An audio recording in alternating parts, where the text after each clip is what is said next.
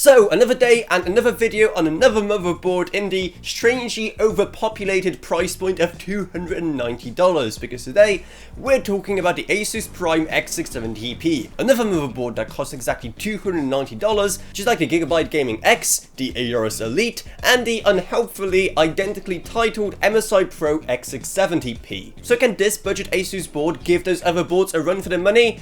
Well, no. Not really. Starting off with CPU power, this motherboard will already leave your CPU slightly more malnourished compared to those other boards, seeing how it only has 12 plus 2 power phases. So compared to the 14 or 16 phases of those other boards, that is clearly already putting your CPU at quite a disadvantage if you put it in this motherboard. But it doesn't end there, as this motherboard also doesn't have the full 2 8-pins for CPU power that those other boards have. So while it will technically provide your CPU with less juice, odds are that for a lot of people, unless you're running an extremely high-end CPU, it really won't matter. And of course, cutting down on unnecessary features is kind of important to bring down the price of a motherboard to make it more price competitive compared to its competitors. At least that would be the case if it was cheaper than its competitors, but may I remind you, it isn't. You know, I literally just said that at the start of the video and all. So that is already strike number 1 for this motherboard. But maybe the PC expansion is going to help, and things here are rather standard, with a single PCIe 16X Gen 4 slot,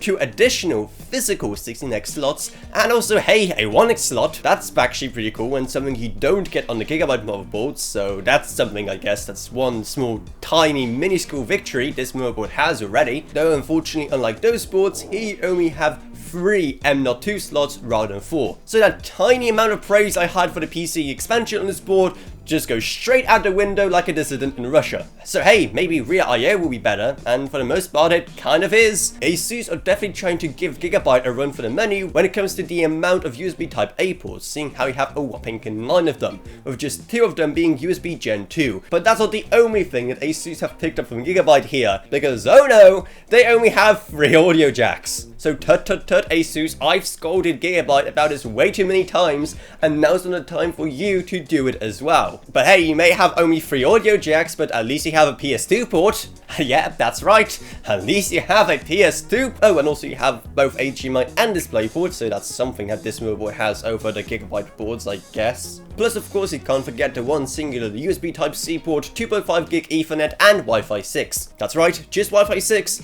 not Wi-Fi 6 like those other boards, just Wi-Fi 6 vanilla. Yikes. So overall, is this board worth getting? No it isn't. And if you like this video and you want to help support this channel so we can make more awesome videos like this one in the future, at least I hope you find this video awesome, then the best way to support this channel is going to be on Patreon, which is down in the video description below. And even just $1 single a month truly goes a long way. I'd also like to thank my existing patrons, Gavin Burns, Ryan LKB, Justin Rage, Ella Vroniak, Meg Sumner, Shane Allcroft, Lansby, and Jesse Herberman. Thank you guys so much, support truly goes a long way.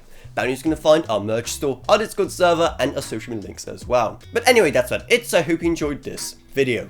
If you did, then remember, subscribe, like, whatever, and I'll see you all in whatever I make next. Goodbye everyone, goodbye.